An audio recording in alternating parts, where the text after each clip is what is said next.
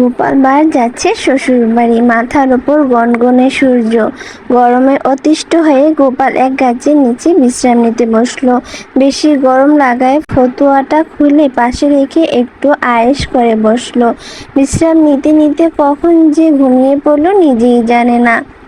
ঘুম যখন ভাঙলো গোপাল দেখে তার ফতুয়াটা চুরি হয়ে গেছে। হায় হায়, এখন কি হবে? খালি গায়ে তো আর শ্বশুর বাড়ি ওঠা যায় না। কি আর করা, সে হাঁটতে হাঁটতে মনে মনে বলতে লাগলো, হে ভগবান, রাস্তার অন্তত 10টি মুদ্রা যেন কুড়িয়ে পাই।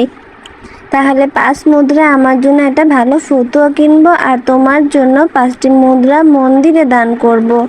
কি আশ্চর্য! ভাবতে ভাবতেই দেখে রাস্তার ধারে কয়েকটি মুদ্রা পড়ে আছে।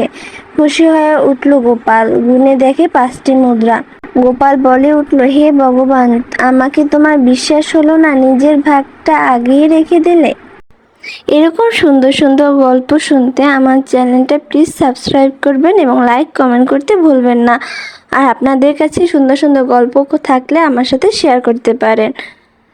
আমার পেজ আফরিন কার্টুন স্টোরিতে আপনাদের সুন্দর সুন্দর গল্পগুলো আমার সাথে শেয়ার করতে পারেন। ধন্যবাদ।